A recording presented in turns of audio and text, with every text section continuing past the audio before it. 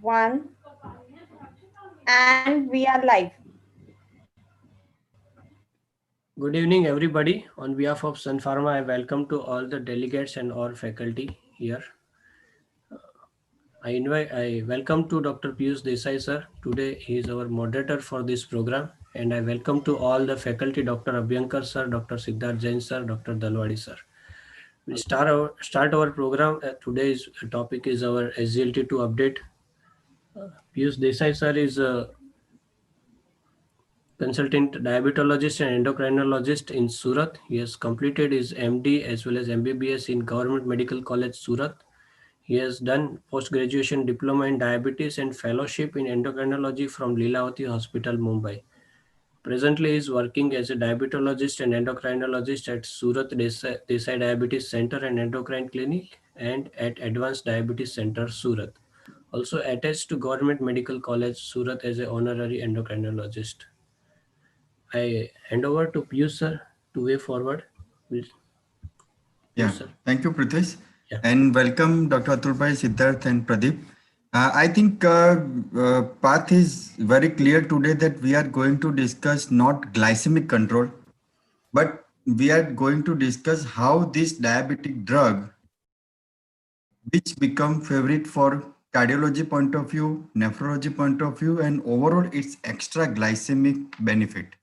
So today, dapagliflozin, I think that is one of the most commonly used molecule now, and SGLT2 inhibitor as such has shown a path-breaking advancement as diabetes treatment is concerned. But out of all SGLT2, that is canagliflozin, dapagliflozin, empagliflozin, remogliflozin, and orforgliflozin, I think the maximum evidences at present we have is with this molecule, and that is dapagliflozin. And we will start, I will not take long time, but we will start with Dr. Pradeep first. He will speak on extra glycemic benefit. After that, Dr. Atul Bhai will speak on heart failure and the benefit of this drug in heart failure management. And last but not the least will be taken by Dr. Siddharth Jain for this SGLT2 inhibitor, how it can prevent, how it can reduce renovascular outcomes or risk also. So I will invite Dr. Pradeep, and I think all these three speakers are very well known. So Dr. Pradeep Dalwadi is a DM endocrinologist from Nair Hospital, and he is having his clinic, Pratham Endocrine Clinic at Calicut, and he will start lecture on beyond glycemic control for dapagliflozin. Over to you, Pradeep. Very good evening, everybody. I'm Dr. Pradeep here. First of all, I would like to say thanks to Dr. Piyush Desai for giving nice introductions about me. And the topic on which I'm going to talk is dapagliflozin beyond glycemic control. We all know that SGLT2 inhibitor were invented as an anti-diabetic medications, and we were very hopeful that it will work nicely in a diabetic patient to control blood sugar level. But over a period of time, we come to know that these SGLT2 inhibitors are having pleiotropic effects, and among that, cardiorenal benefits are very, very prominent. And because of that, now if you see almost all the algorithm or almost all the guidelines of diabetes management has changed after having CVOT outcome trial of SGLT2 inhibitor and renal outcome trial of SGLT2 inhibitor. And today we'll be talking one of the most important molecule. Now we are having a largest data about this molecule. So we'll be talking on dapagliflozin, and we'll be talking beyond glycemic control. So beyond glycemic control, it has shown numerous benefits, and we'll be talking about dapagliflozin beyond glycemic control. Now, if you ask me about prevalence of diabetes mellitus, definitely in India we are having a very huge prevalence of diabetes. Currently, we are having 72.9 million people affected with diabetes mellitus. But if you see a projection of 2045, it has been predicted that India will become a diabetes capital of world and will be having 134 million people affected with diabetes. So simultaneously, we'll be having more people with diabetes having some cardiorenal complication as well. And we want a drug that not only control blood sugar level but do protect cardiac and renal outcome. And now we are having this drug that can help us to prevent cardiorenal outcome. And we'll be talking about that molecule. Now, if you ask me about Indian phenotype, we Indian are having a typical phenotype. We are more carbocentric. We are having more postprandial glycemic excursions. and we are at higher risk of cardiovascular event at lower BMI. If you talk about comorbidities, around 57% of people with type 2 diabetes mellitus are having abdominal obesity and 71% of people are having hypertension. Now, in a diabetic patient, there is twofold increased risk of cardiovascular event or cardiovascular complications, and there is 40 to 70% increased risk of even renal complications. So, in a diabetic patient, definitely we Indians are having unique phenotype and we are at increased risk of cardio-renal outcome or cardio-renal event. Now, if we talk about cardiac disease and if we talk about renal disease, they share a common risk factor. And among them, type 2 diabetes mellitus is a very prominent risk factor, which is responsible for CKD and heart failure. And there is close relationship between the cardiac and renal pathophysiology in patients with type 2 diabetes mellitus. And heart disease directly or indirectly lead to chronic kidney disease. And we all know that chronic kidney disease directly or indirectly increase risk of cardiovascular event. Okay, so these are all connected. And the common risk factor is type 2 diabetes mellitus. And the pathophysiological mechanism definitely overlap between these two. Now, if we talk about heart failure in a diabetic patient, definitely various studies says that if you ask me about diabetes contribution to the hospitalization for heart failure, among the patient hospitalized for heart failure, 44% of people are having diabetes mellitus. And if you ask me about CKD, around 48% patient of CKD are having diabetes mellitus. So diabetes contributes significantly to hospitalization for heart failure and CKD burden. So there is no doubt about it. Now, SGLT2 inhibitor, these are the newer oral anti-diabetic medication, has emerged as a cardio-renal protective medication. So patient with type 2 diabetes mellitus, we all know, are having high residual risk for development of cardiovascular complications and diabetic kidney disease progressions. SGLT2 inhibitor have consistently reduced the risk of hospitalization for heart failure and reduce the risk of progression of diabetic kidney disease. And selection of anti-hyperglycemic agent in a patient with type 2 diabetes should take several factors into account, including metabolic requirement, safety, background presence of cardiovascular diseases, heart failure, and renal complications. With the availability of cardiovascular outcome trial data of SGLT2 inhibitor and renal outcome trial data of SGLT2 inhibitor, now almost all the guidelines has given a priority to SGLT2 inhibitors, and we'll be discussing about that soon. We all know about the mechanism of SGLT2 inhibitor. I don't need to tell you that SGLT2 inhibitor inhibit the SGLT2 pump which is present in the proximal tissue, and by inhibiting SGLT2 pump, definitely it increases urinary glucose excretions, and that is 70 gram per day, which is correspond to 280 kilocalorie per day. So by giving dapagliflozin, it inhibits SGLT2 inhibitor and remove excess glucose in urine, which is almost 70 grams per day, a significant amount of glucose you are excreting in the urine with the help of dapagliflozin, and which is roughly equivalent to 280 kilocalories per day. So person is losing even a calorie, and because of that, they are losing weight also. Dapagliflozin offers some extra reach advantage.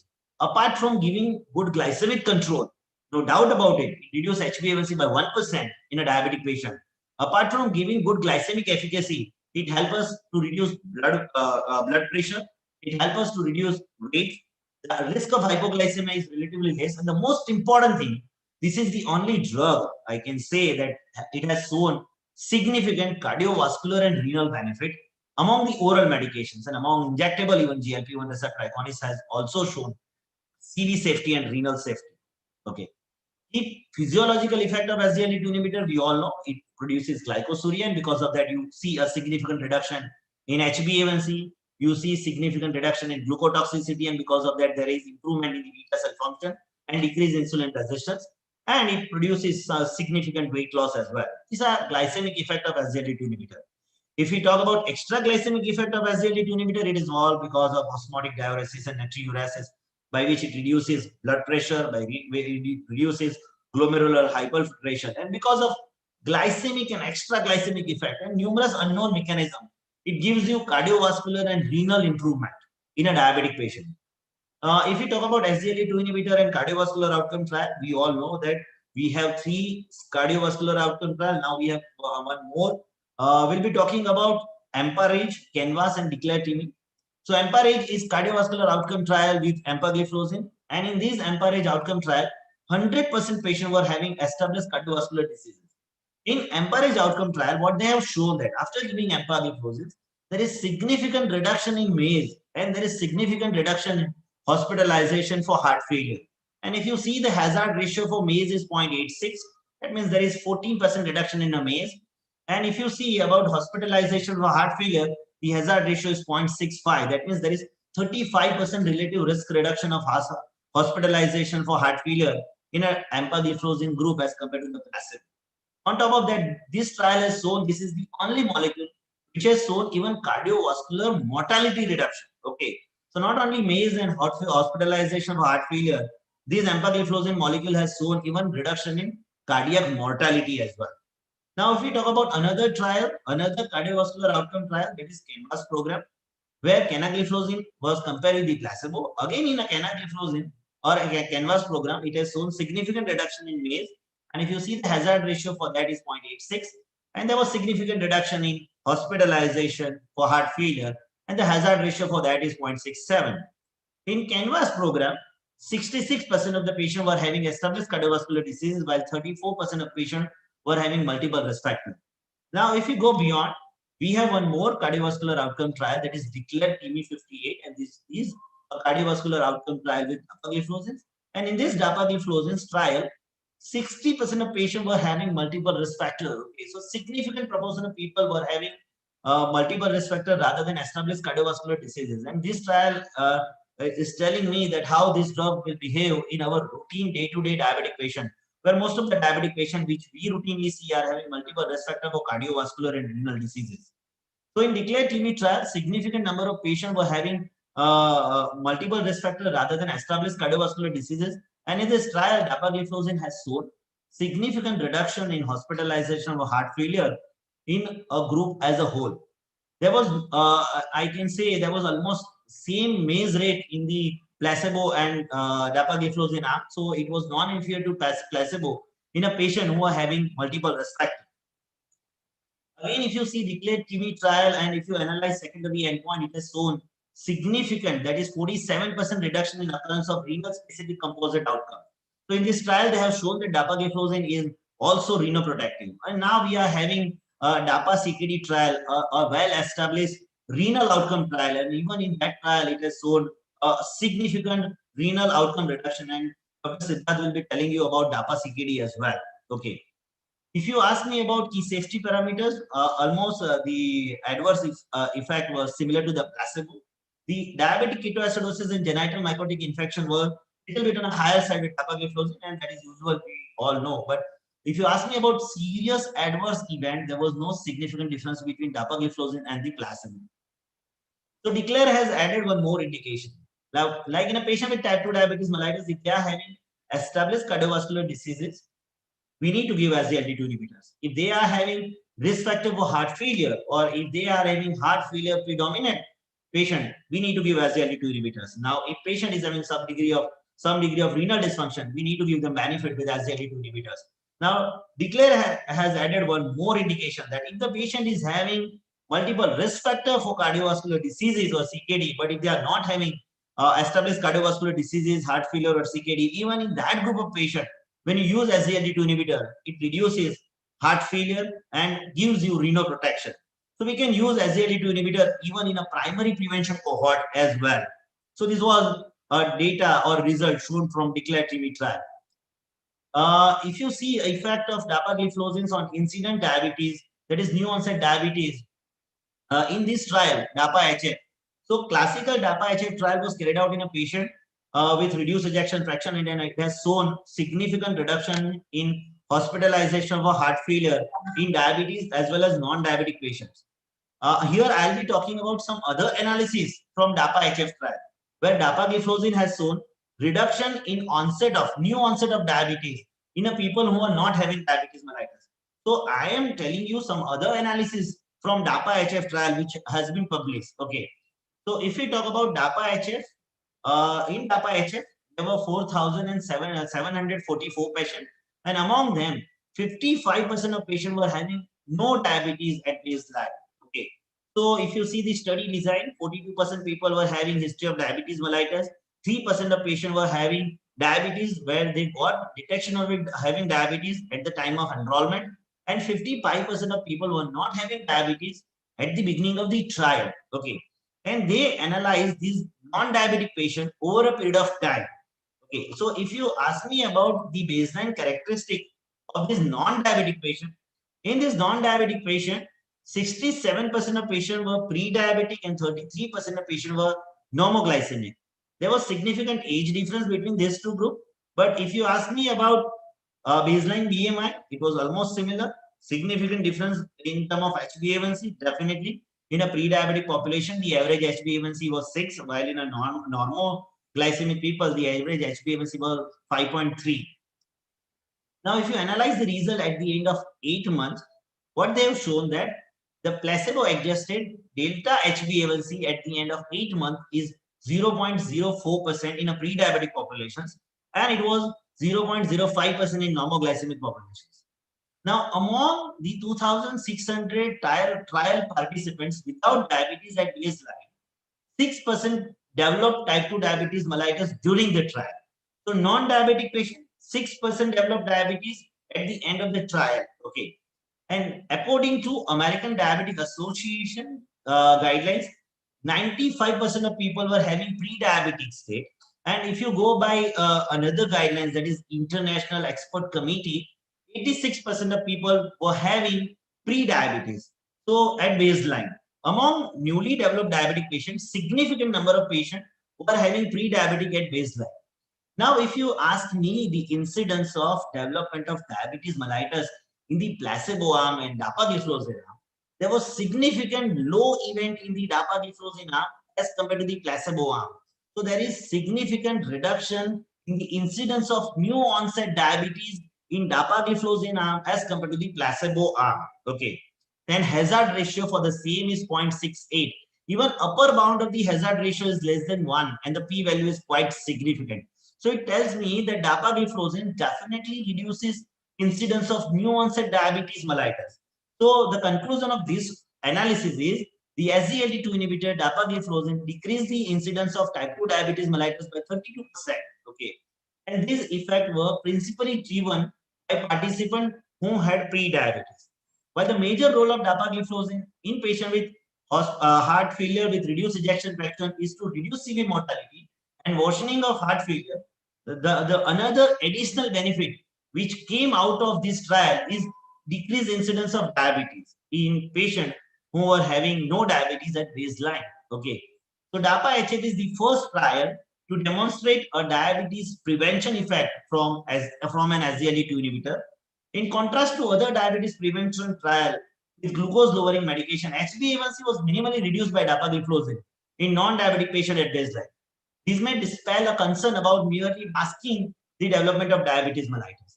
So dapagliflozin is the first medication demonstrated to reduce both incidence of type 2 diabetes mellitus and significant reduction in mortality in a single trial. So this is the first evidence from SGLT2 inhibitor where dapagliflozin has shown reduction in the onset of type 2 diabetes mellitus in the cohort. Okay. So based on the CV outcome trial and renal outcome trial, almost all the diabetes management guidelines now have been changed. Okay. And if I tell you about these guidelines, the guidelines both agrees that SGLT2 inhibitors are important drugs for the treatment of type 2 diabetes mellitus. They diverge on placing the drug in the algorithm of treatment. If you go by ESC algorithm, they give SGLT2 inhibitor as the first priority as compared to metformin in a patient who are having established cardiovascular diseases. The intent is same event if the detail differs slightly. Okay. So if I tell you about the guidelines, definitely we in a diabetic patient, they need to follow a proper lifestyle modification. And there is class 1 recommendation for lifestyle modification in terms of diet and exercise. And we all know about this. Now, after diet and exercise lifestyle modification, we need to be focused on oral medications. And among the oral medication, if the HbA1c is on a higher side, we need to do combination of treatment. And this is evident in American Association of Clinical Endocrinologists guidelines as well, and even in American Diabetic Association guidelines. If the baseline A1C is more than 9% according to ADA guidelines, in that situation, you need to start with a combination of treatment. But according to AAC guidelines, if the baseline HbA1c is 7.5%, it is better to start combination therapy, and it is better to give SGLT2 inhibitor in addition to metformin, particularly because this molecule has shown cardiovascular benefit. Okay, so the guidelines are giving more priority to SGLT2 inhibitor as compared to other oral anti-diabetic medication, because now we know that SGLT2 inhibitor has shown significant reduction in cardiorenal outcome. Okay, so European Society of Cardiology recommends the use of SGLT2 inhibitor early in the course of management of patients with type 2 diabetes mellitus and cardiovascular diseases to reduce cardiovascular event rate and total mortality. And almost all the guidelines are now very clear that you use metformin, and after metformin you categorize the patient based on the risk factor.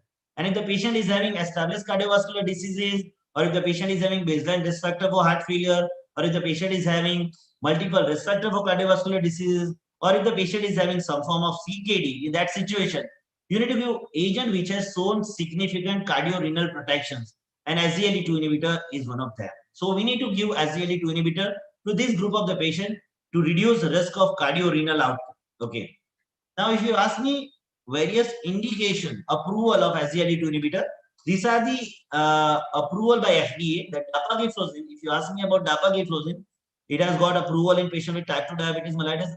On the top of that, it is approved in patient with type 2 diabetes mellitus with established cardiovascular diseases or multiple CV risk factor to reduce the risk of hospitalization for heart failure. So this is also an additional indication to use dapagliflozin.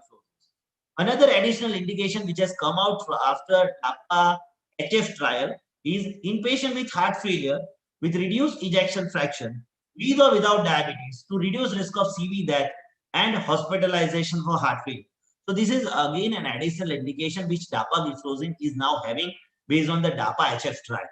Now, if you ask me about empagliflozin, the currently approved indication, one is type 2 diabetes, no doubt about it. And the second approved indication is to reduce the risk of cardiovascular death, because it is only empagliflozin which has shown significant reduction in cardiovascular mortality. So the indication is to reduce the risk of cardiovascular death in adult patient with type 2 diabetes mellitus with established cardiovascular diseases. The label indication for canagliflozin, again it is type 2 diabetes mellitus, but the additional indication of canagliflozin based on the CANVAS trial is to reduce the risk of MACE in adult with type 2 diabetes mellitus, and to reduce or to slow the progression of diabetic nephropathy and reduce the risk of hospitalization for heart failure in patients with type 2 diabetes mellitus and diabetic kidney disease. This is based on the prevalence data. So these are the label indication for the use of SGLT2 inhibitors. So if we talk about cardiorenal and heart failure continuum, we all know that in a if we talk about cardiac outcome, it starts with the atherosclerotic continuum. Initially, patient may have multiple risk factors like dyslipidemia, hypertension. Later on, patient have myocardial infarction, stroke, and peripheral arterial disease. If we talk about renal continuum, it starts with the albuminuria, and later on, patient is having end-stage renal disease. And heart failure can occur at any point of time during the continuum of this atherosclerotic and renal. So we need a drug which can give us a primary prevention as well as secondary prevention. And now we have a large number of data with dapagliflozin from DECLARE TRIMI trial that it gives you significant primary prevention as well. Okay, so it can be used in a primary prevention cohort as well. We have a data from DAPA CKD trial, and it can help us to reduce even renal outcome and can take this renal continuum. We have a data from DAPA-HF trial that it also reduces hospitalization for heart failure. So it also affects heart failure continuum and gives you significant benefit even in patients who are having heart failure. So dapagliflozin not only help in a primary prevention but also help in a secondary prevention also. And it has shown significant cardiorenal benefit in a patient who are having established cardiovascular diseases or patient who are having multiple risk factors for cardiovascular diseases or renal diseases. So dapagliflozin across the entire continuum of cardiorenal protection in people with or without diabetes mellitus, and it has shown a robust benefit in a people with type 2 diabetes mellitus, and it has shown robust benefit in terms of reduction in cardiovascular event and renal event. Thank you. This was all about cardiorenal benefit of dapagliflozin, and we'll be having more detailed discussion about cardiac benefit and renal benefit in our subsequent presentations. Thank you.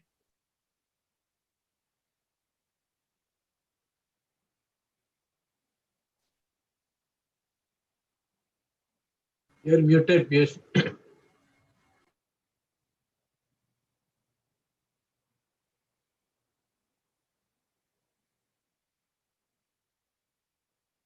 Yeah, sorry.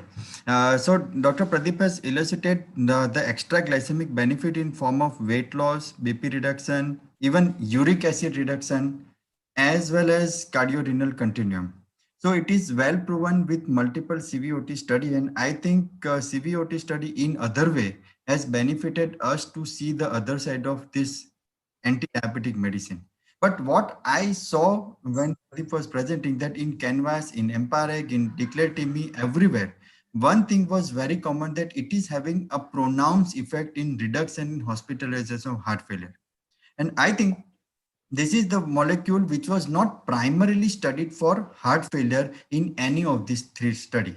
So later on, DAPA people decided to do a dedicated study in form of DAPA HF to see how it is helpful in reduction of heart failure as well as consequences of heart failure.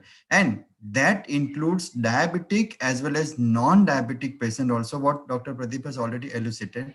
So now I will introduce the next speaker, Dr. Atul Abhyankar. He is senior cardiologist, and I think he doesn't require any introduction, but I would like to say one thing, that he is a thorough researcher. He is having maximum number of publication. I will say from Surat, the highest number of publication he must be having, and he is very much interested in clinical trial. And let's hear Dr. Atul Abhyankar regarding DAPA HF study and how it is impacting heart failure benefit by its action. Over to you, Atul bhai. Thanks, Piyush.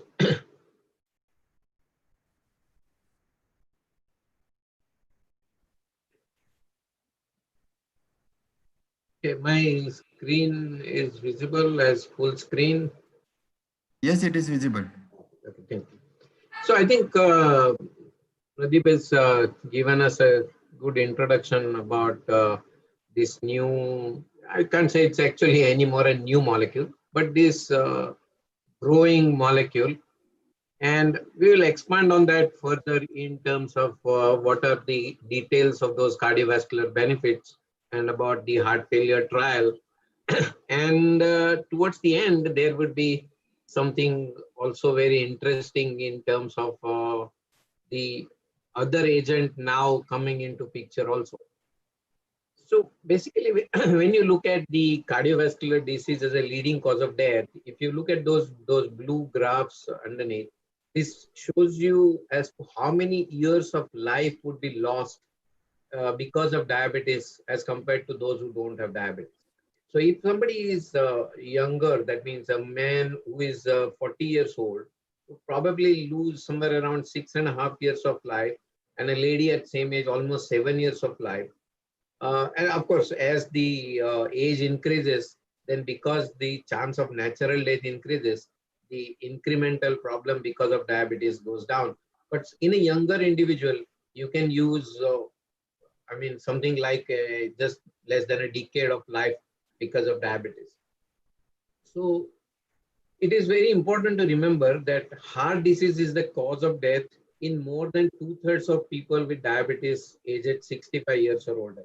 I'm going to briefly mention the context of what we are talking about. So this is how majority of diabetes patients would present. So although our emphasis is always on death and myocardial infarction, but you will see that the percentage of events as a first cardiovascular event is more of heart failure and peripheral arterial disease. So majority of the trials previously have focused only on myocardial infarction and death as cardiovascular outcomes.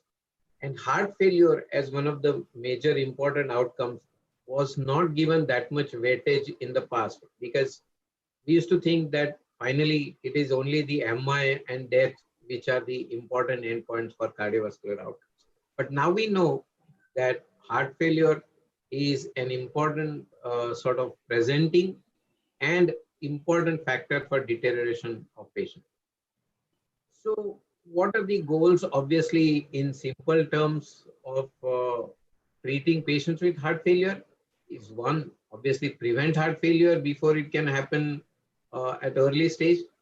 And those who already have established heart failure, you don't want the patient to die early, and you want the patient to live well, in simple terms. So obviously that in medical terms would mean reduce mortality and hospitalization, improve the quality of life by reducing symptoms, physical limitation, and improve the quality of life.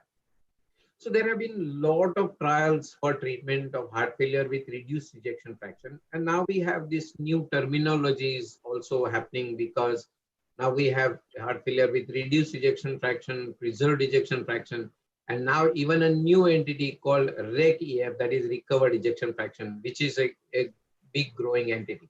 But probably today we will be focusing largely on what we conventionally used to call as a heart failure, that is the heart failure with reduced ejection fraction. So if you look at all these trials and you look at all these agents on the top, that all these agents have over a period of time have shown that they improve outcomes in heart failure, whether it is medication, whether it is devices. And of late, we have these new molecules which have come into practice. So one of the recent trials that happened before the DAPA-HF trial was the ARNI, that is neprilysin inhibition. And the paradigm heart failure trial showed us that the ARNI, or basically sacubitril/valsartan combination, was very helpful in reducing the mortality, improving quality of life, etc. And we have included now ARNI as, by all guidelines, as to an important pillar of treatment of heart failure. Then we have this DAPA-HF, which has already been mentioned, and we will be elaborating on that. And you have then trials of ivabradine and vericiguat also. So today we will be mainly focusing on the SGLT2 benefits. Now, Pradeep already mentioned that there were trials in patients which was not heart failure patients to start with. That means they were not, inclusion criteria was not like heart failure, but the outcomes were studied in terms of heart failure also. So if you look at some of these trials, then the EMPIRE trial was a trial which included patients who had established CVD, whereas other trials like the CANVAS and the DECLARE included patients who had either CVD or had multiple risk factors without established CVD. So, but in a sense, if you look at the type of patients, basically, whether you had CVD or you are about to have CVD kind of patients, so they were high-risk patients for developing various things. And so majority of them looked at things like overall MACE, progression of albuminuria in some of the subset analysis, the composite of cardiovascular death, hospitalization for heart failure in DECLARE, and in CREDENCE, they looked at the ESRD, doubling of creatinine, and cardiovascular death, apart from the renal outcomes. And in the CVD real, which is more like a registry kind of thing, so that looked at all-cause mortality and heart failure as a primary endpoint. So if you look at this data of all these trials of SGLT2 inhibitors and cardiovascular outcomes, without going into the details of each of these colored listing, which are of different trials, you can clearly see that everything lies on the left-hand side of one. That means irrespective of the agent, irrespective of which endpoint you are looking at, you definitely have benefit, and you have a risk reduction of the composite MACE of around 11%. You have a heart failure and death reduction is about 23%. And if you look at only heart failure, you have a much better reduction to the tune of about 31%. So what are the next this thing? We knew from these trials that yes, you could prevent heart failure. That means you could prevent or reduce hospitalizations for heart failure. But what about those patients who already have heart failure? That means they presented with heart failure. And we saw in the earlier slide that a significant percentage of patients who present first time present with heart failure. So the inclusion criteria for the DAPA-HF trial were symptomatic heart failure with ejection fraction of less than 40%. That is how we today define the heart failure with reduced ejection fraction. Or they had to have an NT-proBNP which is more than 600. And in case of atrial fibrillation and flutter, it had to be more than 900 because we know that the NT-proBNP can be raised in patients with atrial fibrillation. Now, what is important in terms of this inclusion criteria is that these inclusion criteria are largely identical to the paradigm heart failure trial of ARNI. So this is similar group where ARNI has established itself in terms of treatment of heart failure. So same kind of group, and we will be looking subsequently as to what exactly the dapagliflozin did in that. So the key exclusion criteria were eGFR less than 30, symptomatic hypertension. Now, important thing is that if you look at the some of the previous trials of this thing, in DAPA, they initially included patients who had eGFR of 60 and above in the prevention trial. But in this trial, it was allowable or up to 30. So the primary endpoint was cardiovascular death or worsening of heart failure event, which included either an unplanned heart failure hospitalization or an urgent heart failure visit requiring IV therapy. This is important because unlike in India, in other countries, especially in certain Western countries, they have problems in terms of cost and logistics. So many times the patient may go urgently to get treated for heart failure and they may just keep him in emergency, treat him and then send him back. So this is also included similar to hospitalization. So if you look at the primary endpoints, then you can clearly see that there is a 26% risk reduction of a composite endpoint. What is more important is that if you look at number needed to treat, it is fairly low at only 21. So which is kind of shows the robustness of benefit in this. If you look at all-cause mortality, there is 17% reduction using DAPA. If you look at the recurrent heart failure hospitalization, so compared to placebo, which had 469 hospitalizations in 318 patients, you had 340 hospitalizations in 230 patients in DAPA. And you can see that the single admissions were the largest number of people, and there was a significant difference in terms of the patients needing this admission for heart failure. So what about patients who are without diabetes? So obviously SGLT2 inhibitor started as a drug for diabetes. Pradeep already showed you that a significant percentage of patients in DAPA-HF trial were non-diabetic patients. So if you look at the comparison of diabetes versus non-diabetes, actually speaking, patients who did not have diabetes in terms of composite endpoint showed even a better risk reduction. I mean, it is kind of numerically very similar, but if at all, it was better. So the benefit was not restricted to only diabetes. So this drug was useful not only for diabetes, it was useful in heart failure, but not diabetic heart failure necessarily, but any type of heart failure, even in large numbers. What about the additional therapy? Now, this is very important because as we go from first drug onwards, initially when the first drug entered, the second drug showed benefit, the third showed benefit, fourth showed benefit. Now you obviously, because of the guidelines, because of the ethical practices, you had to use all other drugs which were standard of care. So DAPA had to prove itself after having used all these standard of care. So it was not like the first or second drug where you could just compare it with placebo and you didn't have any other treatment. So all standard of care treatment the patients already had. So again, without going into the details of every part of it, all other treatments, whether the patient was on diuretic or not, whether the patient was on MRA, whether the patient was on Lanoxin, whether the patient was on ARNI, and this point we will come back to soon, or evaporating. So in all the subsets, whether the patient was already being treated completely with all these drugs, irrespective of the previous treatment, the patient developed further benefit as come with DAPA.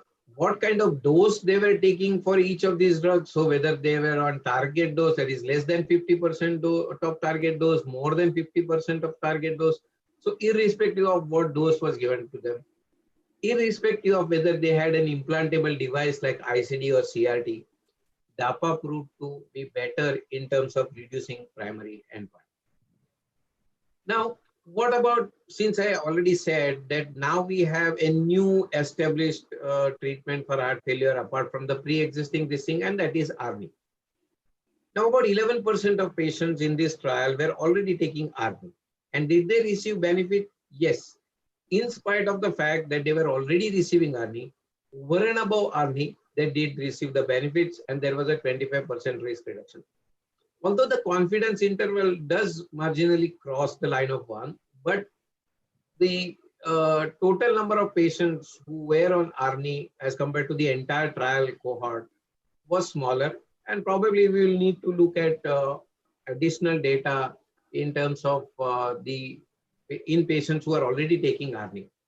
I can tell you at this juncture that I have now a large number of patients who are on ARNI plus dapagliflozin, and they are doing well. Of course, our experience is not statistics, and you need a proper randomized statistics data to recommend any of these things. We expected to some extent theoretically that because it causes glycosuria and loss of fluid, it acts partly like a diuretic, that probably it would cause more of volume depletion. So although marginally you can see in numbers, although not statistically significant, there was volume depletion.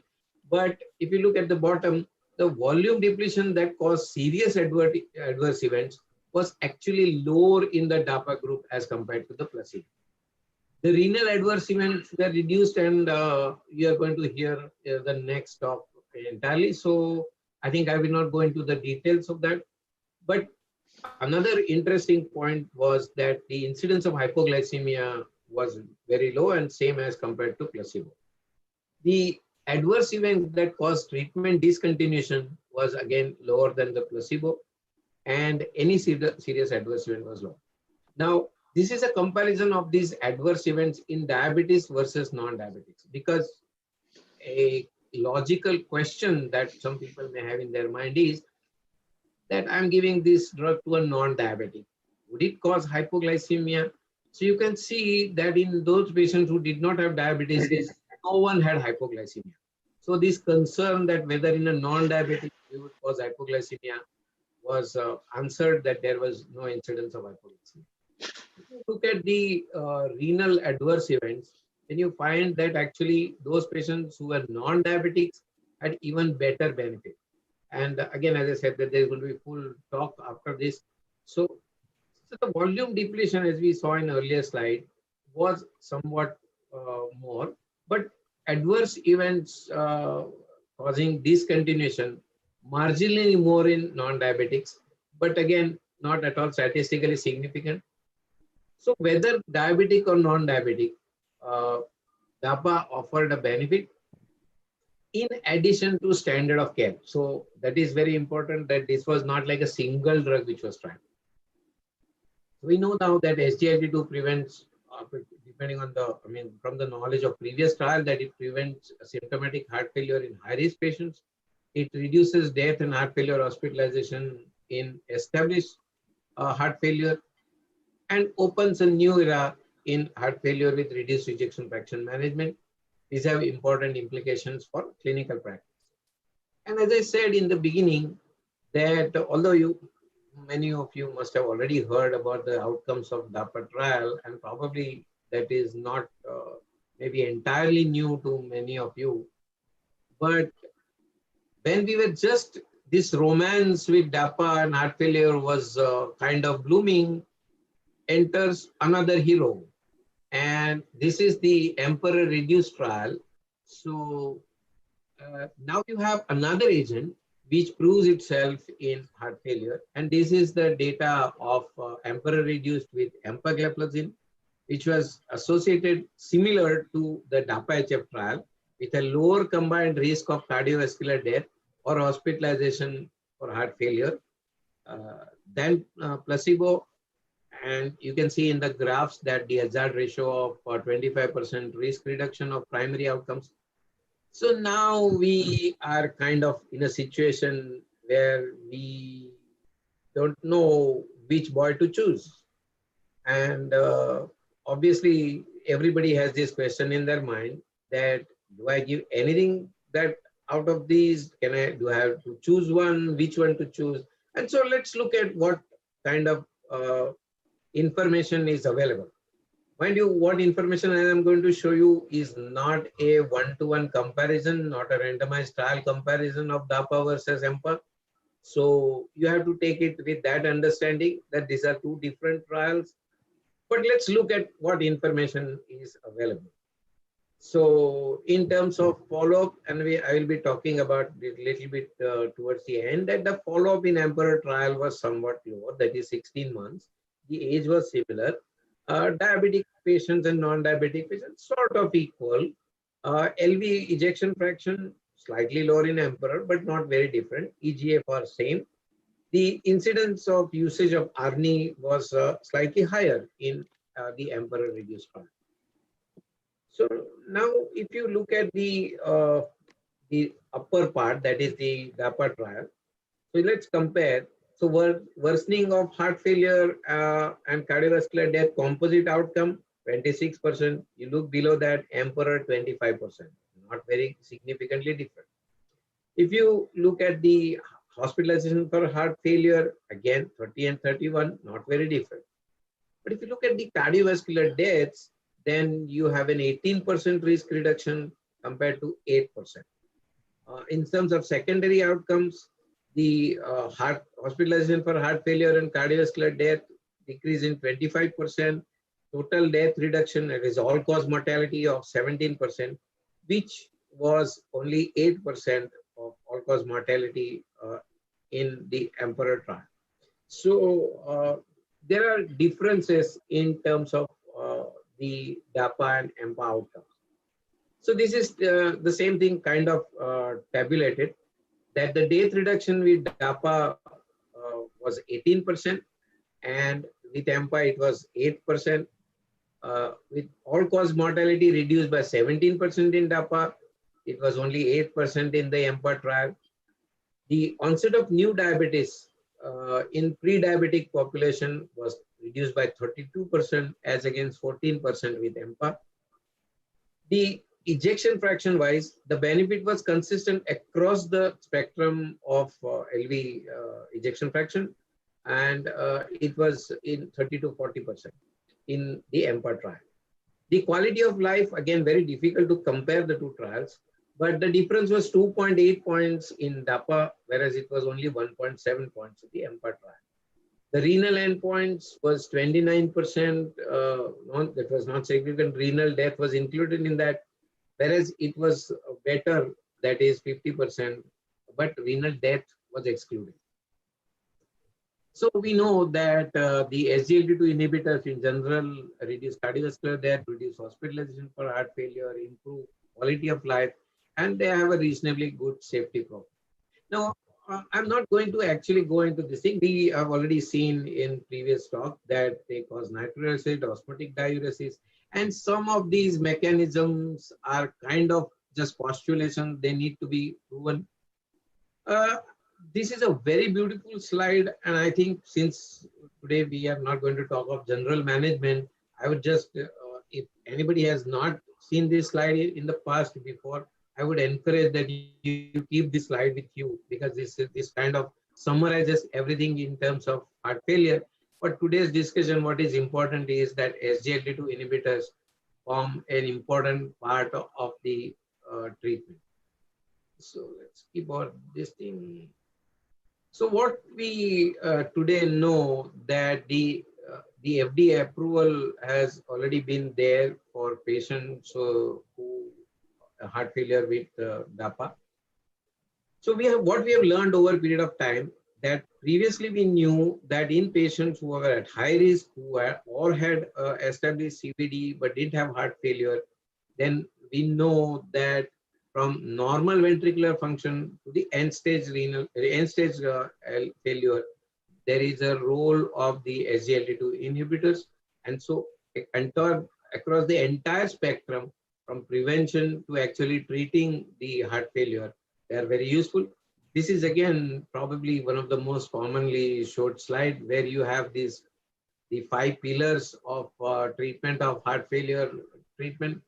So if you consider that actually ARNI is a replacement, so consider them as 4 pillars. So ARNI, beta blockers, MRAs, and SGLT2 inhibitors. And then as I showed you in the previous slide, there are other agents like ivabradine, etc. and also lanoxin in few patients. But these are the 4 pillars which are the mainstay of treatment today of heart failure. So I think in summary, I would say that we have now a clear-cut evidence that in an established heart failure patients, DAPA has a significant role. In patients who are already on ARNI, it has further benefit. We have a new agent in form of EMPA, which is also proven in heart failure. Although it's very difficult to sort of say which is better. I showed you some information, but that's not head-to-head comparison. And one must keep that in mind before kind of making any conclusions out of that. But this is what we have today. And so we have to probably take our decisions based on the information we have from 2 different trials. But mind you, both are very positive trials. It's only a question of whether we can choose one over another.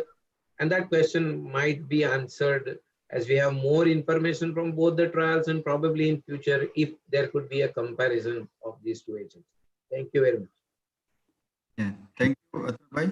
Atul Bhai has described very nicely regarding the benefit of SGLT2 in heart failure, as well as describing the difference between various molecules also, which are helping us for reduction in heart failure. And I feel like diabetes, we need more and more agent to control heart failure, because in diabetes also we tell that it's a progressive disease and there is no single agent is going to work throughout the lifetime. Same way for heart failure also, we need more and more agent. And after ARNI, I think this is the most important advancement, that SGLT2 inhibitor is also having proven benefit in heart failure. And so as when CANVAS study was actually done for cardiovascular outcome study regarding the molecule canagliflozin in diabetes treatment, actually they have one small arm, that is CANVAS R or CANVAS renal arm, where they got extraordinary benefit in reduction in the rate of albuminuria progression or ESRD progression. Later on, they decided to go for CREDENCE study.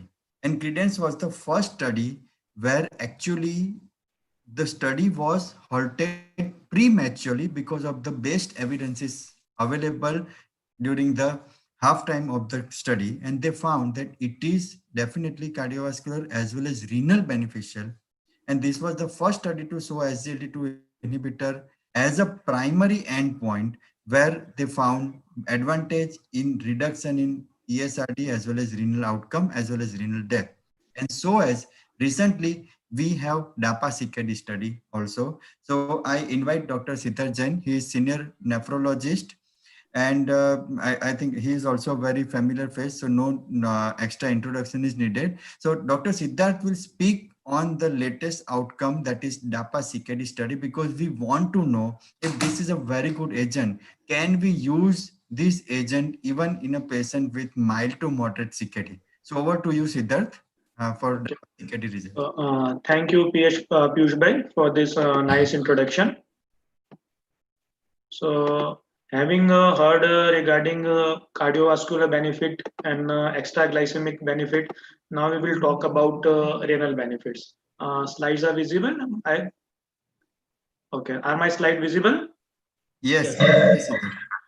So we all know that diabetic kidney disease is a leading complication of diabetes, which can lead to serious consequences, including kidney failure and cardiovascular morbidity and mortality. And we all know that globally, the prevalence of CKD is increasing as diabetes, the prevalence of diabetes is increasing, the complication in form of diabetic kidney disease is increasing. In 1999, CKD ranked about 27th cause of global mortality. Now in 2020, it's about 18th most common cause of global mortality. And estimated prevalence of CKD is globally is about 10%. So many patients are having asymptomatic early CKD, which is the leading cause of death. So this slide I think has been already discussed by Dr. Pradeep regarding dapagliflozin. We all know that there are SGLT2 and SGLT1, two types of inhibitors, and majority 90% of the glucose is absorbed by SGLT2 in the proximal tubules, and 10% is absorbed by the SGLT1. And dapagliflozin is a drug which inhibits SGLT2. So, as Dr. Piyush has very rightly said, the interest regarding the SGLT2 started from the first, I will say, EMPHA-REG trial, in which in the secondary outcome, they showed that they find that the incidence of new onset proteinuria in patients of diabetic who were on empagliflozin was less as compared to the control arm.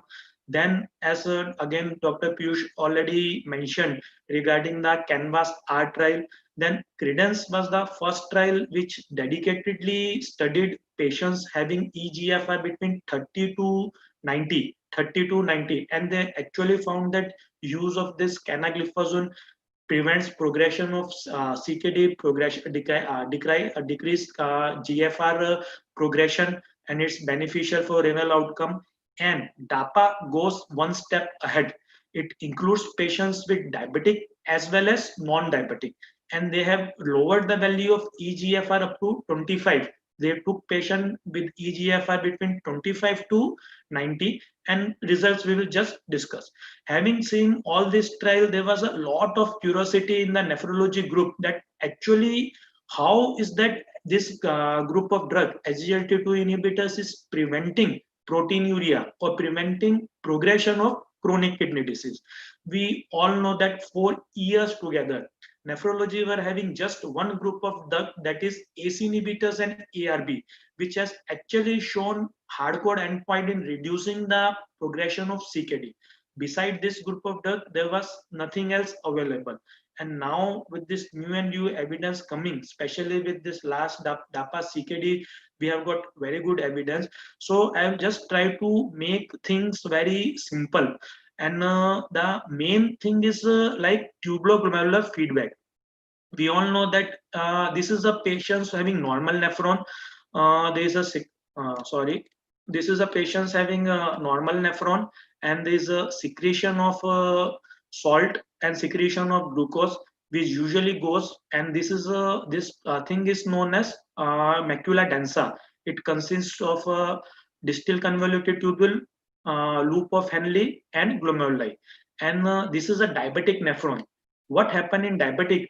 There is a large secretion of sodium and glucose, and because of the large secretion of sodium and glucose, there is a large absorption of sodium and glucose by SGLT2 inhibitors, and due to that, there is a distal delivery of sodium is less. So there would be less sodium reaching this point. It would be sensed, and there will be afferent arterial vasodilatation. Due to afferent arterial vasodilation, there is increased in intraglomerular pressure, which causes hyperfiltration. So this is the basic pathology of diabetic nephropathy. Due to hyperfiltration, due to increased intraglomerular pressure, there is glomerular fibrosis, increase in proteinuria, and progression of CKD. So I will just having continuation of this type. What happens with when we use SGLT2 inhibitors? When there is a inhibition of SGLT2 inhibitors, more glucose along with sodium reaches the distal convoluted tubule, and this will abolish the tubuloglomerular feedback. So increased sodium delivery to the macula densa will decrease the afferent arterial vasodilation, and this will normalize the eGFR. Afferent arteriole will have vasoconstriction, and hence it will reduce intraglomerular pressure, and it will reduce intrarenal RAS activity, reduce intraglomerular sympathetic nervous system activity, and hence this is the very like basic simple mechanism in which SGLT2 inhibitors are working. So another question comes like SGLT2 inhibitors, how it's different from the loop diuretic. We all know that loop diuretic is sodium potassium chloride channel inhibitors, and that we're also producing diuresis.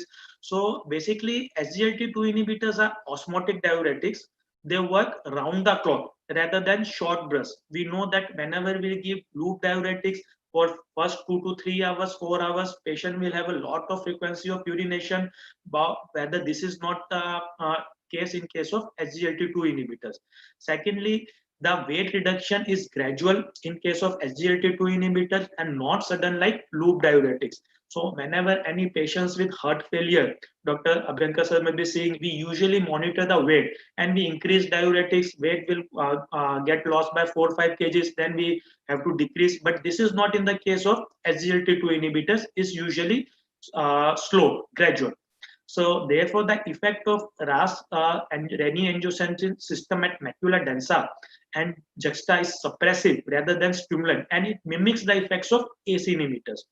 The mechanism by which they retard the progression is not completely known, but it is almost like of RAS, which we have just discussed.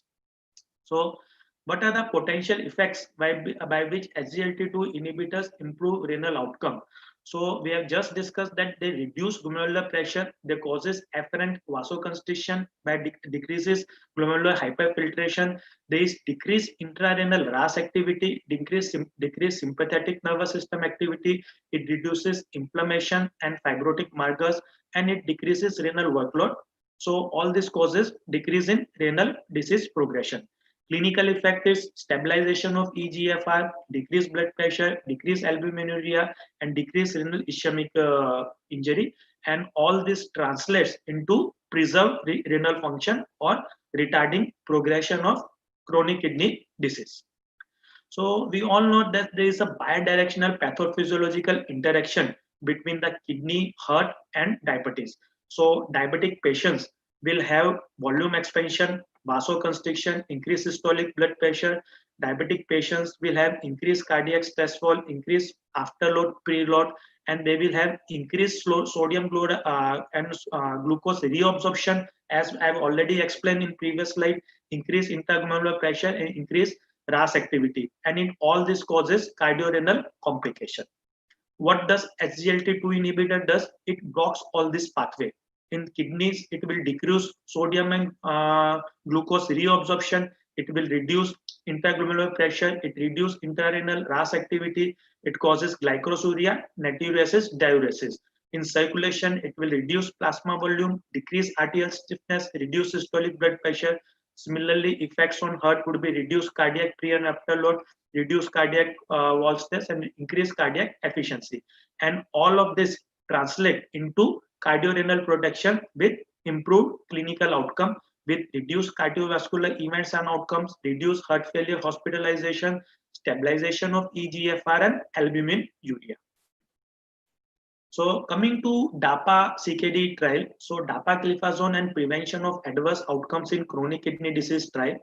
So what was the rationale? So just already discussed that CREDENCE trial, which showed that patient with established diabetic nephropathy, when they are using canagliflozin, they have reduced proteinuria and they have decrease in the progression of eGFR. So that stimulate regarding the new trial, and then the dapagliflozin people came with this trial, and what they have shown, like it demonstrated that it was designed to evaluate the effect of dapagliflozin on renal and cardiovascular outcome and mortality in patients with CKD, including both type 2 DM and without type 2 DM. So this is the first trial which has actually shown beneficial of SGLT2 effect in patients even with non-diabetic kidney disease.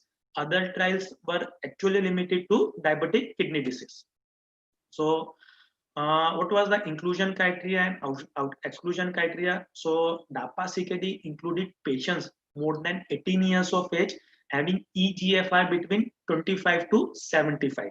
previous trial, EMPIRE trial and Credence trials took patients up to 30 EGFR. However, DAPA-CKD went up to 25 EGFR, still expanding the usage of SGLT2 inhibitors. Patients were having urinary albumin creatine ratio more than 200, less than 5,000, and very important, they were on maximum tolerated dose of ACE inhibitor and ARB. Just like Dr. Abhyankar sir said that whenever any new drugs come, due to ethical practice and everything, we have to already first standardize the established therapy. In CKD, in diabetic or non-diabetic protein, only thing which has been standardized is full dose of ACE inhibitor ARB. So hence DAPA-CKD included patients who were actually on maximum tolerated drugs on ACE inhibitor and ARB for more than 4 weeks, and they included both patients with or without diabetic. Exclusion criteria: patients with type 1 diabetics, patients with polycystic kidney disease, lupus nephritis, and patients with immunosuppressive therapy were excluded. And they were it was a double-blinded study in which one group received DAPA 10 mg plus standard of care, and compared with another group which received placebo plus standard of care. And primary composite outcome was sustained more than 50% EGFR decline, ESRD, renal or cardiovascular death. Secondary outcomes were again sustained more than EGFR decline along with composite cardiovascular death and all-cause mortality. About 4,300 patients were enrolled with a median follow-up of 2.4 years. Coming to baseline characteristic of patients, so out of 4,300 patients, 2,900 were diabetic and rest were non-diabetic. Mean age was about 61. Diabetics were more elderly, 65, as compared to non-diabetic, which were 63. HbA1c diabetic was 7.8. And we can see that prevalence of hypertension were more in diabetic patients as compared to non-diabetic patients. Similarly, heart failure were more in diabetic patients as compared with non-diabetic patients. All patients with some blockade were receiving ACE inhibitors and ARB. 96, about 97% of patients in both diabetic and non-diabetic group were receiving. Then second most important drug was CCBs for DM control, and then they were on diuretics, MRA beta blocker as per requirement. Coming to renal characteristics of the patients in studies, so overall GFR was 43. Diabetic patients were having higher GFR of 43.2 as compared to non-diabetic, which were having GFR of 41, and diabetic patients were having higher urinary albumin creatine ratio, about 1016, as compared to non-diabetic having 861. And what was the result? So we can see Kaplan-Meier curve widely separated. There was a very good statistically significant relative risk reduction in DAPA group as compared to the placebo group with the hazard ratio of 61. So we can see very good result. Primary composite outcome, that is more than 50% sustained EGFR decline, ESRD, renal or cardiovascular death. So if we see all components of primary outcome has contributed, all three, more than sustained 50% EGFR, ESRD, renal death and cardiovascular death. So everything again is compared to the left. As Dr. Abhyankar said, not going into the numerical detail, but all the components of primary composite outcome were beneficial. So it was also beneficial in pre-specified group, like patients having EGFR less than 45, more than 45, patients having UCR less than 1000, more than 1000. Coming to secondary composite outcome, again widely separated Kaplan-Meier curve. So there was a good, like almost 56% hazard ratio, and there was 44% relative risk reduction in DAPA group as compared to placebo group. So exploratory outcome of a chronic kidney transplant, renal, that again there was a 34% relative risk reduction in DAPA group as compared to placebo group. Then secondary composite outcome of cardiovascular death and hospitalization for heart failure, there was 29% relative risk reduction in DAPA group as compared to placebo group. And all cause modality, 31% reduction is DAPA group as compared to placebo group. So coming to the safety outcome, so DAPA very well safety profile is established. There was no major difference in the discontinuation of drug during in the DAPA group as compared to the placebo group. No major difference in the serious adverse effect. Amputation were more in placebo group, 1.8% as compared to the DAPA group. Only 2 patients has decay or probable decay, both occur in placebo group. And then fractures almost same, and volume depletion, some were more volume depletion in DAPA group, 5.9% as compared to 4.2. However, serious volume depletion were almost similar, so no major adverse event. So summary of DAPA CKD, 33% relative risk reduction for primary composite endpoint, 44 for renal composite endpoint, 29% relative risk reduction for composite cardiovascular death, and 31% relative risk reduction for all-cause mortality. In conclusion, patients with CKD with or without type 2 diabetes, dapagliflozin reduce the risk of kidney failure, reduce the risk of cardiovascular death or heart failure, hospitalization, prolonged survival. So DAPA, just as there was a comparison between the previous slide shown by Dr. Abhyankar sir, so DAPA CKD versus CREDENCE trial, I have just like enumerated. CREDENCE trial has patients only with diabetes. DAPA CKD included both patients with diabetics and non-diabetics.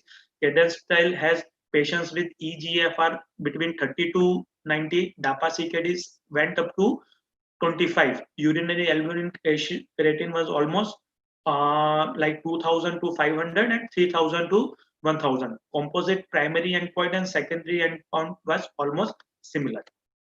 And what was the result?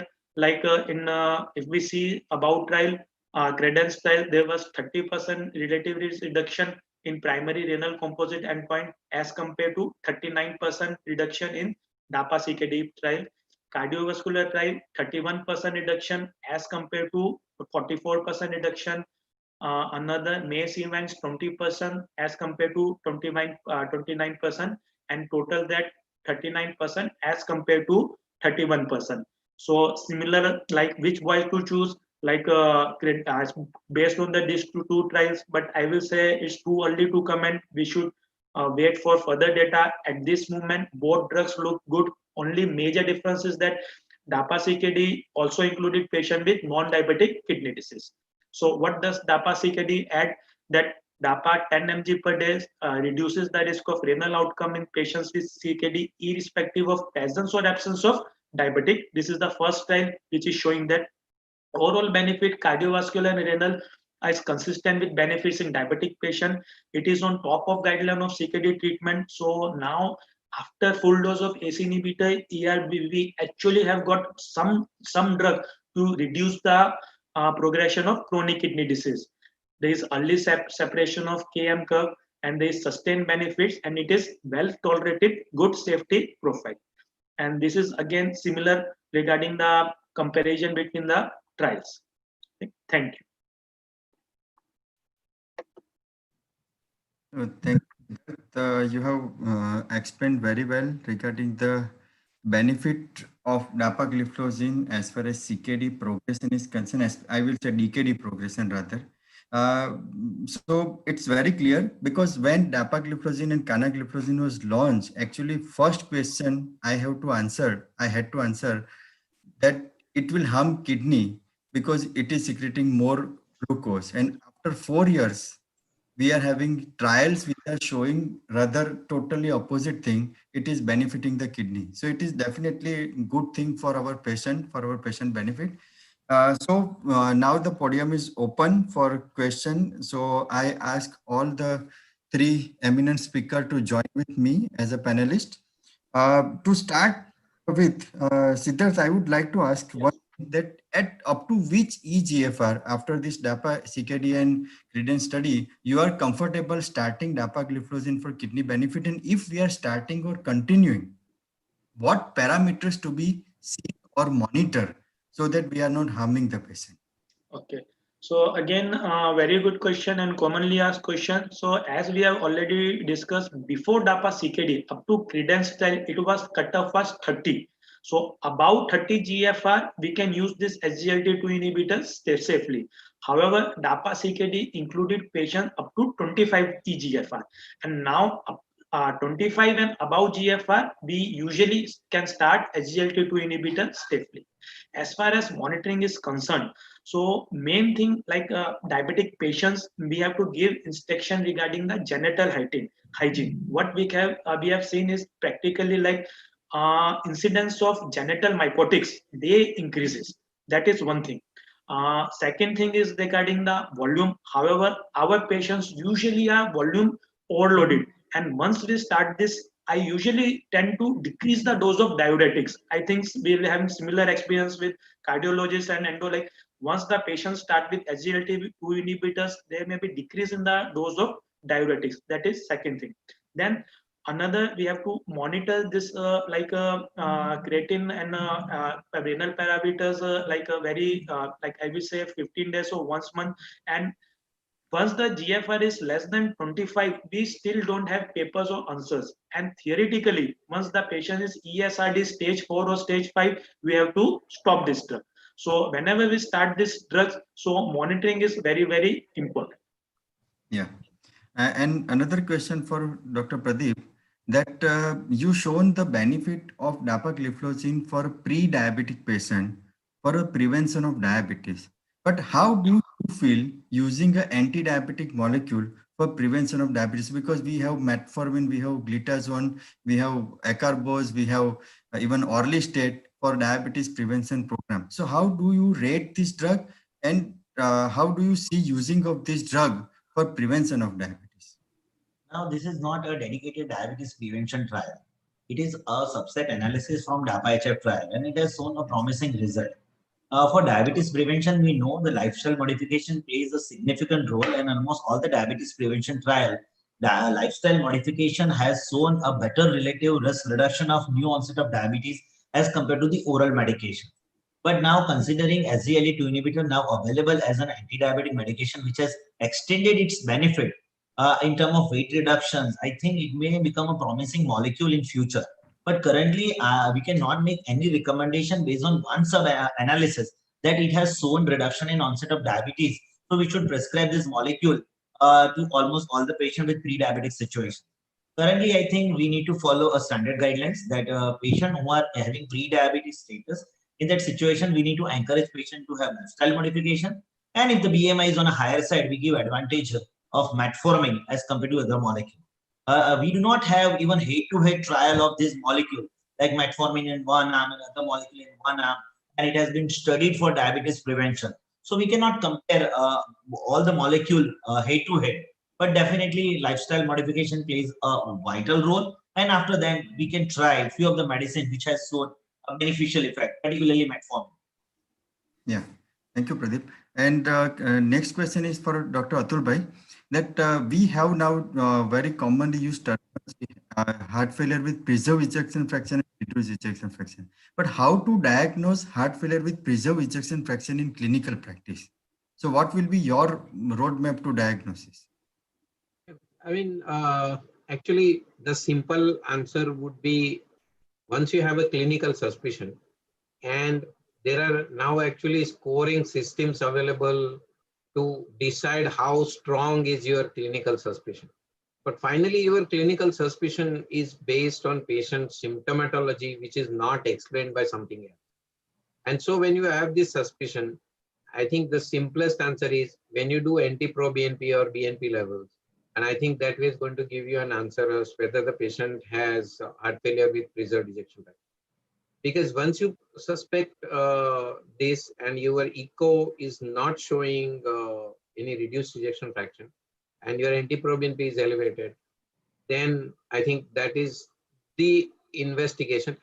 Now, for sake of just answering it completely, there are other methods of measuring wedge pressure invasively and things like that. But I don't think that you can actually practice it in terms of clinically. You wouldn't want to put a Swan-Ganz catheter in somebody unless you have reached a stage where. That's why Atul bhai asked clinically. That's why I asked the. Because I mean, sometimes even putting a Swan-Ganz may be necessary in some patient where everything else has failed to diagnose, and you want to make sure that the capillary wedge pressure is not elevated. But barring those, I mean, that is because the guidelines actually include all those invasive things. But I think the simplest way is evaluate clinically. There are indices available to say, okay, this is the score of your suspicion. This thing. And then you can do but I think whenever you just suspect, forget about the score, just do anti-proBNP.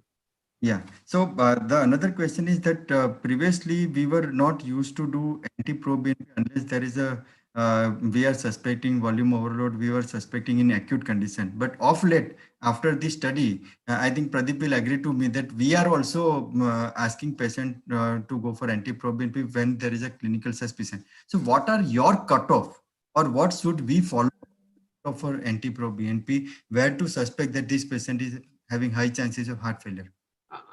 I think the clear-cut guidelines, the only one situation which is clinically relevant is atrial fibrillation, where the cutoff level is higher. There are, for sake of argument, people who are very obese also have falsely elevated kind of BNP levels. So barring those situations, I think there is no doubt about any. The important thing is that it doesn't actually matter, but you have to decide what you want to do, whether you want to do anti-proBNP, whether you want to do BNP, whatever. But you decide what you want to do. And I think anti-proBNP is kind of a more acceptable and more easily done thing.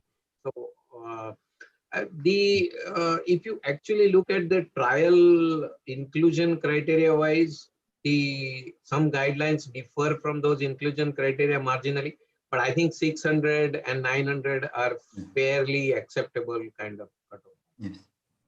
And Siddharth, your opinion, because many diabetic patients with stage 3 CKD, they might be having falsely elevated anti-proBNP also. So how do you? Again, in CKD, all these markers has to be taken with a pinch of salt. So many times we are having falsely elevated anti-proBNP, but we have to always correlate clinically. And as Dr. Abhyankar said, like up to 600, 900 is okay. But if it is significantly high, more than thousands, then definitely even in stage 4 or stage CKD is a short marker that is the patient is in failure. In addition to all other like clinical parameters of edema, echo findings, etc., etc. Yeah, so I clinical suspicion with anti-proBNP, which is significantly high. So that we will consider.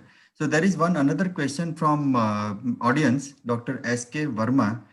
He is asking, that is, what are the most common causes of hospitalization in diabetic patient? So I think that is cardiac and renal complications only. This is what we were talking about. But there is another question. I think Pradeep will have to answer that. What is the suitable time to start SGLT2 inhibitor in your diabetic patient? So the suitable time of starting SGLT2 inhibitor, you can start at any point of time. Okay. Yes. So you can start with even onset of diabetes as well. No doubt, metformin is number one drug, but you can club metformin with SGLT2 inhibitor even at the time of diagnosis. Okay. Now there are so many guidelines. Now they are scoring even SGLT2 inhibitor beyond metformin. So even in a drug-naive patient, if they are having established cardiovascular diseases, you can start SGLT2 inhibitor even before metformin. So during the course of diabetes management, you can start metformin even at the onset of diabetes, okay. Or you can start even if the patient is having a late stage of diabetes with so many complications, if they are not having contraindication. So it's relatively safe. With some precautions, you can definitely start at any point of time, okay. Yeah. So another question is, what happened to glucodynamics when DAPA used in CKD or heart failure patient when patient is non-diabetic? Pardon? I think what happened to glucodynamics non-diabetic patient when DAPA is started for CKD reason or heart failure reason? Yeah. So if you see in a non-diabetic patient, I have shown a clear-cut glycemic parameter. The HbA1c reduction is not that much significant in a non-diabetic patient, even after starting dapagliflozin for 8 months. Okay. As compared to other oral anti-diabetic medication, if you start in a non-diabetic patient, it may show reduction in HbA1c. But in a dapagliflozin, if you see the delta HbA1c was minus 0.04. Okay, so not that much significant reduction as compared to the baseline. You may see glucose excretion, but the glycemic parameter will remain stable because of the counter-regulatory hormone. So there will be no significant reduction in HbA1c in a non-diabetic patient. Yes, so very true, and I will also say that even SGLT2 receptors are overexpressed in diabetic patient. It is not overexpressed in non-diabetic patient, but that is hemodynamic changes what happens because of SGLT2 that is responsible for non-glycemic benefit, and that we should not worry about that. Another question: when dapagliflozin to be added in patient with heart failure before ARNI or after ARNI? So Atul bhai, your question. I think ARNI was established before DAPA, so probably ARNI should be without any qualifications to the statement, probably before that. But there are situations where actually you can start DAPA first. Who are these patients? Those who tend to have hyperkalemia, those who are having starting blood pressure which is pretty low, that means when they have starting blood pressure of 9500, because these are the patients who would develop symptomatic hypertension with ARNI. With DAPA, the chances of developing symptomatic hypertension are significantly lower. So those patients, DAPA may be your first choice, but otherwise the patient should be pre-treated with ARNI as a general rule. Yeah, true. So that is another question, and I think Siddharth has already partly answered that. What are the along with the recent evidences using dapagliflozin in patient with CKD, still we are not knowing about the mechanism of renal protection or even heart failure benefits. So what should be the probable mechanism for renal protection? I think Siddharth has already answered. Yeah, so actually this was the main thing discussed in nephrology group, mechanism. Yes. And I think I tried to make it very, very simple. Yes. Just for the sake of answering this question in 1-2 lines, I would like to repeat. So mechanism is inhibition of tubuloglomerular feedback. So what is the main pathophysiology in diabetic kidney disease, or for that matter non-diabetic kidney disease? There is glomerular hyperfiltration. And due to glomerular hyperfiltration, increase in intraglomerular pressure, there is increased sympathetic activity, increased apoptosis, increased oxidative stress, and eventually everything goes in causing renal fibrosis or renal sclerosis. Dapagliflozin or SGLT2 inhibitor, by inhibiting sodium and chloride glucose absorption, will increase the sodium concentration of macula densa, and this will abolish the tubuloglomerular feedback, and that will abolish the afferent arteriole vasodilation. It will cause afferent arteriole vasoconstriction, which will decrease the intraglomerular pressure and will reverse the cascade which is causing all this renal fibrosis and intraglomerular pressure. So this is the mechanism of action into the simplest form which I can describe. In addition, there are so many other mechanisms, parallel mechanism of action described, but this is the mainstay. So it is almost about 10. So I will take the last question, and I will take opinion of all three of you, because as per the recent evidences, because dapagliflozin is showing benefit in patients with heart failure and CKD. So is it a must to prescribe this drug in all type 2 and non-type 2 diabetic patients who are having heart failure with reduced ejection fraction and CKD? So is it a must drug like enalapril or ARBs or other drugs? So okay, so as far as CKD is concerned, today till date still first line of treatment is ACE inhibitor, ARB. Any diabetic patients with proteinuric diabetic patients, ACE inhibitor, ARB is the must. However, it has been years and all of us know that these patients still progress. However good you have DM control, however good you have hypertension control, full dose of ACE inhibitor, ARB, this patient still progress. I will not say it's a must that all patient has to be, but definitely at least we have got one another option. So many times we even are not able to give full dose of ACE inhibitor of AIB because these patients may be having type 4 RTA. They have tendency of developing hyperkalemia. So they are not on this group of like ACE inhibitor AIB. So many times they have rapid progression of EGFR. So we can use this SGLT2 inhibitor, and definitely yes, if we have opportunity, more and more patient with the CKD with the EGFR between 25 and above, full dose of AIB, I will definitely like to use or would like to put. But I will still not say that it's 100% compulsory. But yes, it is preferred since we are having 2-3 papers and we expect we are having another good trials. And this was a very good like hardcore outcome trial which has shown significantly reduced benefit. So we should definitely use. Atul bhai, your take? Yeah. See, I think in medicine, you can't answer questions in terms of whether it is a must or not a must. But what you have to consider is that heart failure in CKD or even heart failure in general is not a reversible disease. It is you are going down a slope. So anything that you can do to retard that slope, anything that you can do to reduce the deterioration is absolutely mandatory, because this is not a disease which is going to end ever.